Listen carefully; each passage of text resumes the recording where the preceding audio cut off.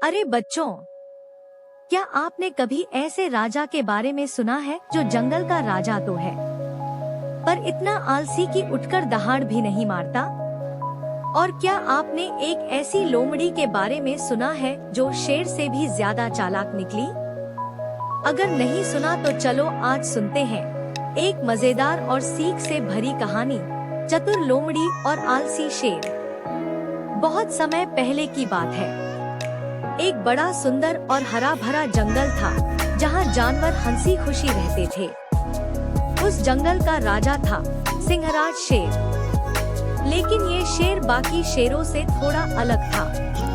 वह बहुत ही आलसी था। वह कहता, दहाड़ने से दुखता है, दौड़ने से पैर थकते हैं, शिकार करना तो मजदूरी जैसा काम है।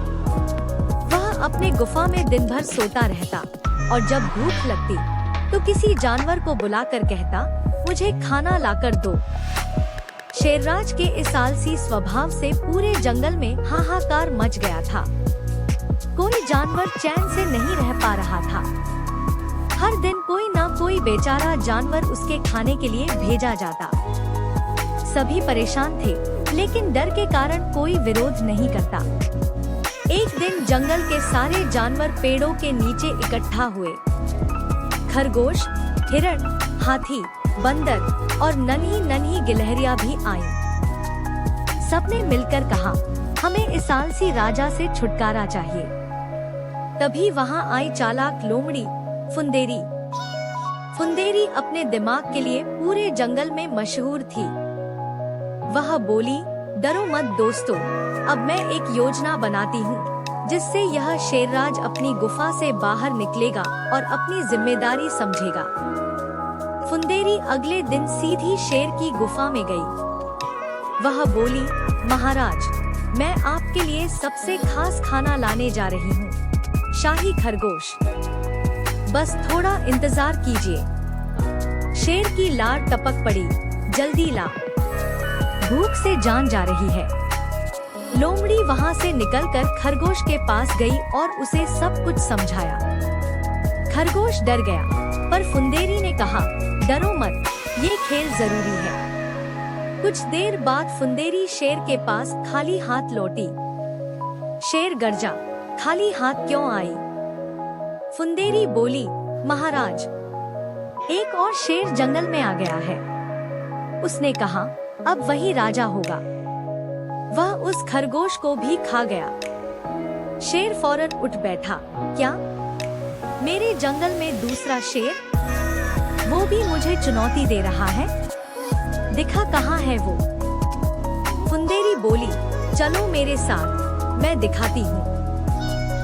वह एक गुफा में रहता है।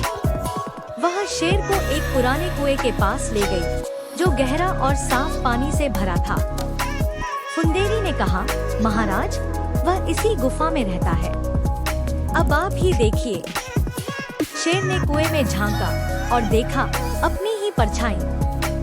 वह गरजा, मैं तुझे खा जाऊंगा, और कूद गया कुएं में। शेर डूबने लगा। फुंदेरी ने जल्दी से पास के जानवरों को बुलाया और सबने मिलकर शेर को बाहर निकाला। शेर की हालत बुरी हो गई। शेर बोला, मैंने कभी सोचा ही नहीं कि मेरी वजह से तुम सब कितने परेशान हो। फुंदेरी, तुमने मुझे मेरी गलती दिखाई। आज से मैं खुद शिकार करूंगा और जंगल की रक्षा भी करूंगा। फुंदेरी मुस्कुराई, राजा वही जो जिम्मेदारी निभाए। इसके बाद से जंगल में सब जानवर सुख शांति से रहने लगे। शेर मेहनती बन गया और फुंदेरी बन गई जंगल की सलाहकार। जो जिम्मेदारी से भागता है वो कभी राजा नहीं बन सकता, और जो चतुराई से काम ले वही सच्चा नेता बनता है। अगर आपको ये मजेदार कहानी पसंद आई हो तो वीडियो को लाइक करें, चैनल को सब्सक्राइब करें और कमेंट में बताएं अगली कहानी किस जानवर की सुनना चाहेंगे।